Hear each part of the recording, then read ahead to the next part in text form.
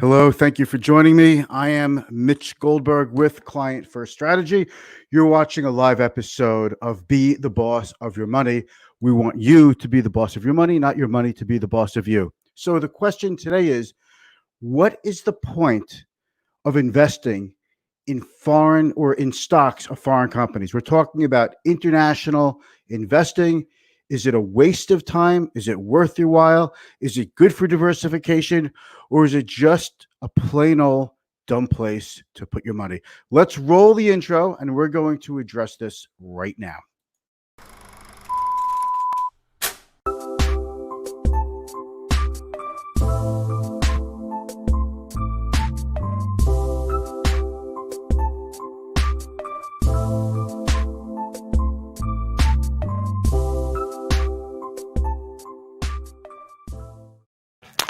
All right, thank you for joining me. It looks like the screen's a little fuzzy, but that's a green screen effect, so we'll just put up with it for now, and if it doesn't go away, we'll figure something else out, okay? So let's pull in some more lights. Maybe that'll help out the situation.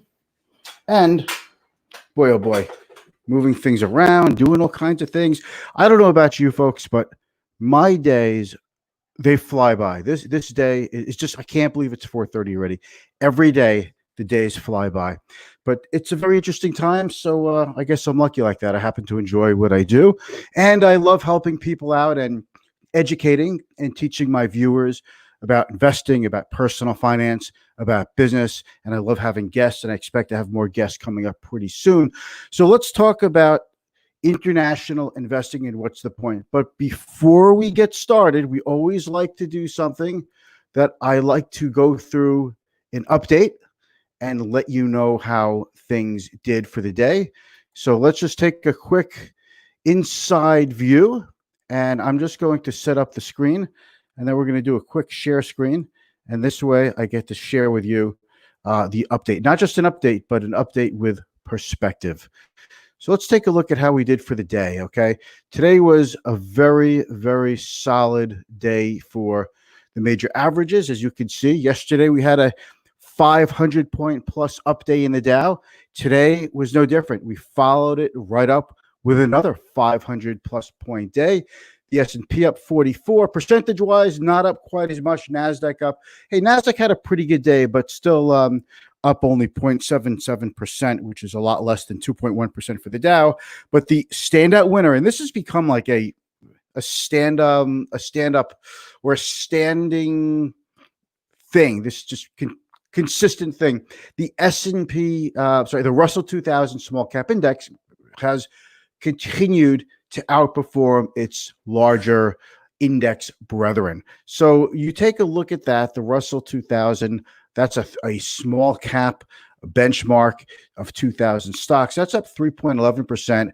And what you're seeing there is not only a very powerful catch-up trade, you're also seeing at least investors' belief that the state's reopening is going well, that the economy is coming back pretty quickly, and it's just a very optimistic thing to see that. And you see the VIX is off a little bit down to still 27 or so, but 27, 28. It's been hovering around there. We'd like to see that go a little bit lower. Listen, before we had this whole pandemic, the VIX was down to about 12. So, trading around 10, 12, 13, 14, that range. Popped into the mid 80s at the peak of pessimism, and it's been coming down ever since. Okay, let's just take a look at some of the big market movers. By taking a look at the market movers, that helps explain what happened in the day. You take a look at the gap. The gap was up 18%. I mean, that really is a remarkable move for a company like that. Okay, let's just pop this back up a little bit. Now, keep in mind, it's only a $10 stock, so a few dollar move on a stock like that could be a pretty outstanding percentage move in the price of the stock. Okay, so just want to share that with you. And we take a look at Nordstrom up 16%, Kohl's up 14%, Discover Financial up 12%, Norwegian Cruise, Synchrony Financial. If you take a look, Royal Caribbean Regions Financial, Fifth Third Bank, You take a look, Citigroup up over 8% after a big day yesterday. Folks, let me tell you, when you see a company like Citigroup up 8%, That is a gigantic move. So Citigroup was up a lot, even Under Armour up over 8%. So if you notice, these are the companies that were beaten down the most. So that's the trade. It's just a real bounce off the bottom for a lot of these stocks. Okay. We're going to take a look at some of the Dow stocks. Hopefully this will come up pretty quick. Yep, there we go. It's coming up. And you're going to notice a recurring pattern here when we take a look at this. Financials, American Express up 7%. That is a big day for American Express. Goldman Sachs up almost 7%. JP Morgan up over 5%. That is a massive move for a company the size of JP Morgan, being up over 5% in a day. And let's just take a look at the overall averages. As you can see, we'll go back to, yes, here's what I like to take a look. This is my most important dashboard. So if you want to know more about what I look at every day, you're welcome to DM me, and I'd be happy to tell you about that. But I've been talking about this a lot. XLF is the Spiders ETF, I would say the most popular ETF that tracks financials, was the leader of the day, up over 4%. Industrials, some discretionary. Energy had a pretty good day, but you want to see financials lead the way. When you see financials lead the way, that is definitely one of the more bullish things that you could see, because when financials are leading the way, that means lending is working out. Consumer finances are, maybe aren't as bad as we thought. Origination, there's so many important things to gain when financials lead. So now let's stop the share screen for a minute and let's talk about international investing. If it's okay with you guys, I'm going to cut out the green screen because I just don't like the effect it's having today. It doesn't look good. So we'll just go with a real, tried and true green screen. Okay. It ain't easy being green. I feel like Kermit the Frog. So international investing, is it worth it? International investing has been a pretty tough place to be for about 10 years now. And the bottom line is, if you invested in international stocks, you've been losing money on those. And you say, well, it's an important diversification tool, but come on already. I mean, having something that always goes down is not exactly good for diversification, right? It's just been such a poor place to be for so long that we can't stand it anymore. And that's the thing. Maybe international is oversold. So I want to talk to you a little bit about international, some of the risks, some of the rewards, why I still think it makes sense going investing abroad. And you'll make up your mind of what you think is best. There are hundreds and hundreds of options in the world of exchange traded funds. I'll show you four popular ETFs today, and then we'll help you. We'll help you make up your own mind. Okay, let me just got a couple of screens open here at the same time. All right, so some of the reasons to invest in international stocks. Okay. Diversification. Now, diversification is a strategy that we use to reduce risk. Diversification is not necessarily a strategy to make more money. It's a strategy to lose less money, but it doesn't necessarily prevent your overall portfolio from going down in a generally down market, or, like in the situation where we have a global crisis, a pandemic, obviously. So the other thing is so diversification is one reason. And over time, international investing has demonstrated pretty decent returns, with the exception of the last 10 years. And I'll give you my perspective on that. Plus, there's also a growing middle class around the world. I once posed a question to investors. Do Americans want to live more like everyone else in the world, or does everyone else in the world want to live more like Americans? I believe everyone wants to live more like Americans. Now, that might not come off the right way to a lot of people, but I believe people want to live a better life, better access to the great healthcare that we have, capitalism, and the ability for virtually anyone to become successful, the ability to vote, all these great things that make this country just the best place on earth. So, but there is a growing middle class, and there's a growing middle class in Africa and Southeast Asia. And, basically all over the world. It's hard to say that some countries are still emerging markets. There are some countries such as, I'll say India and China, even Russia. I don't really look at those.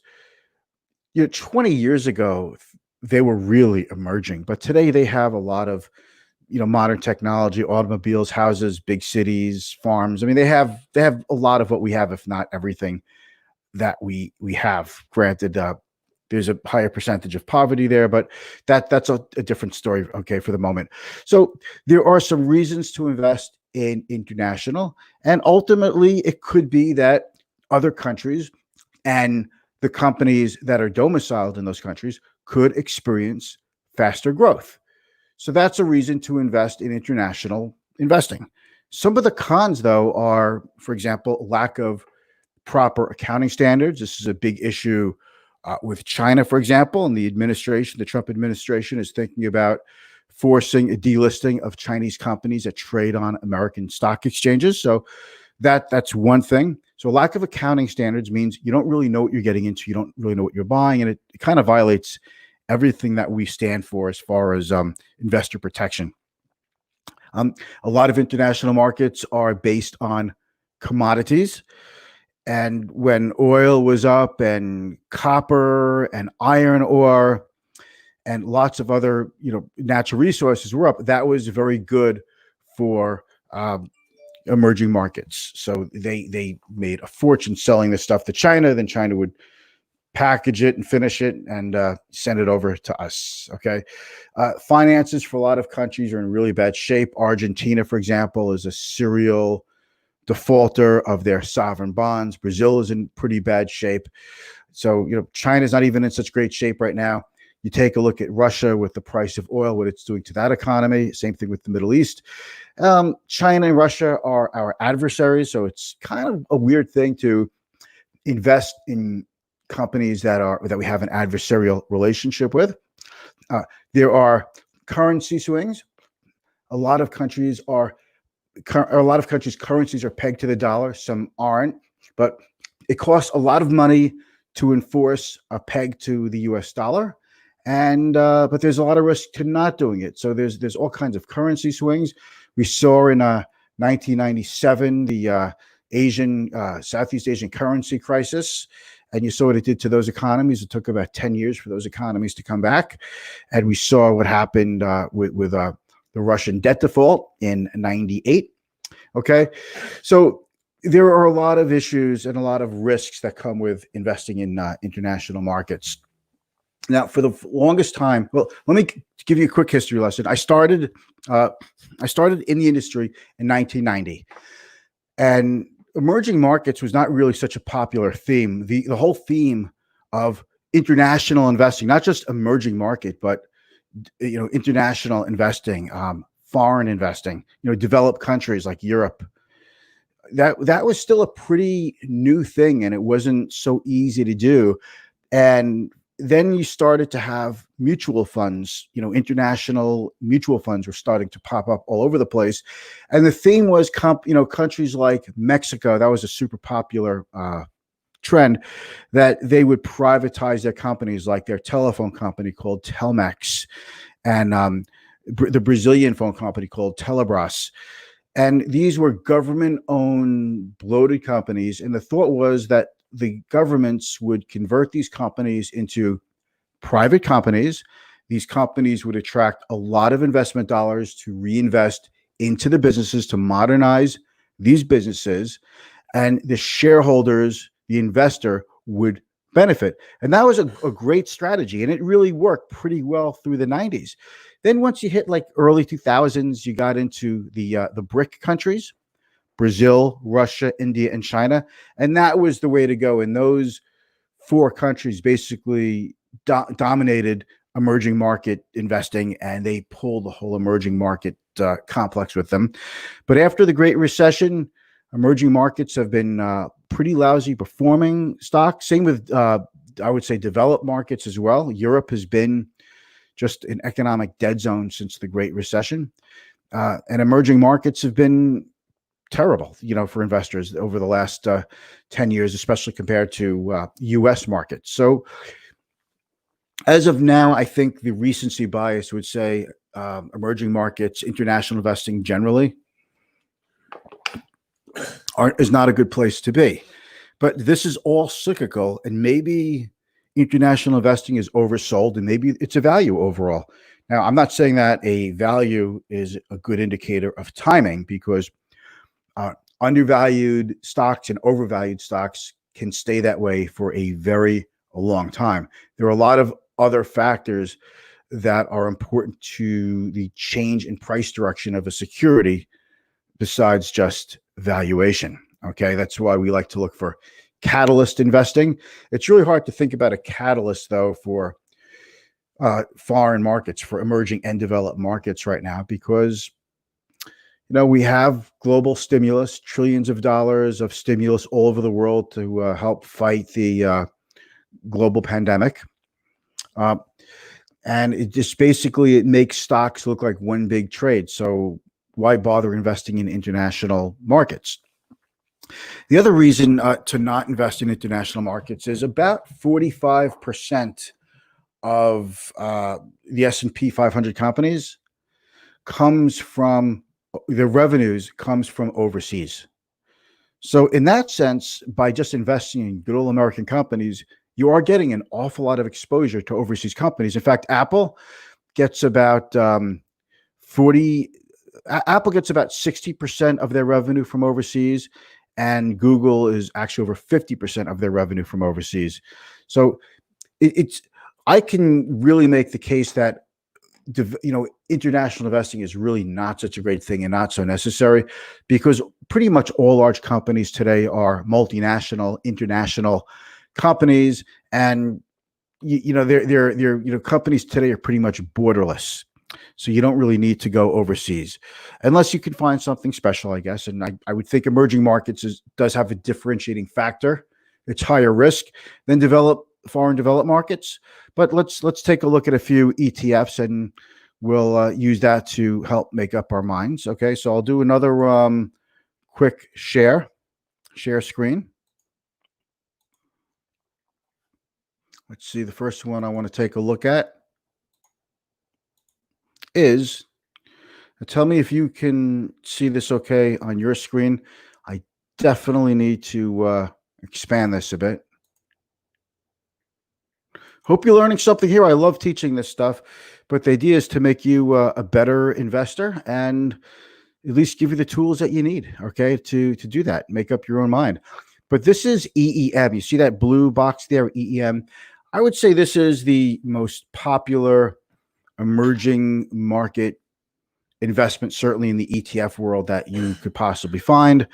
And, it's off 16.47% year to date. The S&P is probably off about, just off the top of my head, a little over 5% year to date.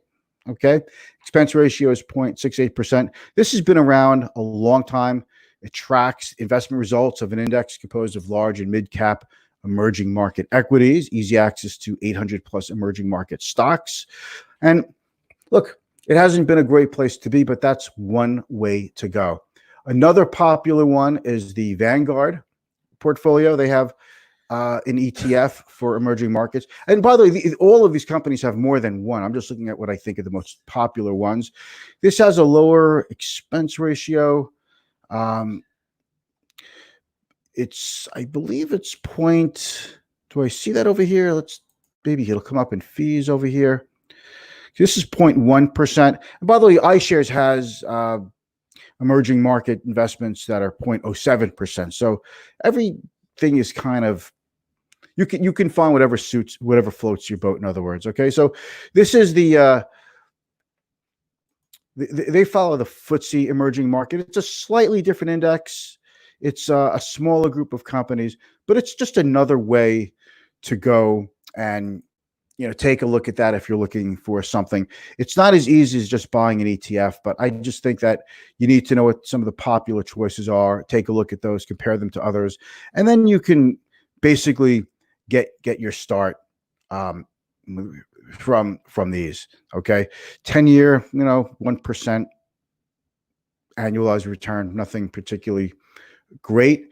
And then you have the EFA. This is Developed markets, see the iShares EFA, seeks to track the investment results of an index composed of large and mid-cap stocks of developed markets, excluding the U.S. and Canada. It's down about 15.4%. So it's just getting crushed by the American S&P 500, and then you've got another emerging markets, a core MSCI index of only 13 basis points for the expense ratio in this, but down 16% year to date.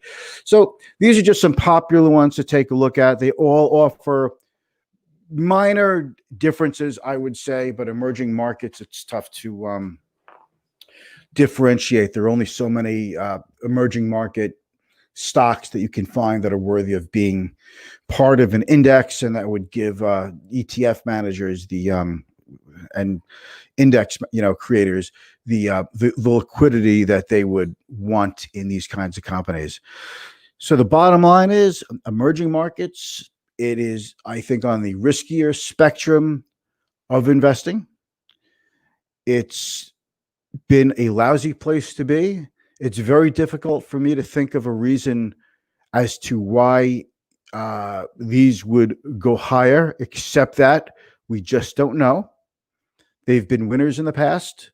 They've been outperformers in the past relative to American markets, and everything's a cycle. And all we could say is we don't know what the future holds. But typically, if things are cyclical, these will probably find their way back up to the top of the charts, and people who own them will be glad they have them. But that is what diversification is all about. We just see who's out there. Hey, Judy, I got a love from Judy. And John Tutt is out there. Thank you, guys. And if any of you have any questions, you let me know in the comments after this presentation. I'm going to end it right here, and I'll speak to you soon. Thank you.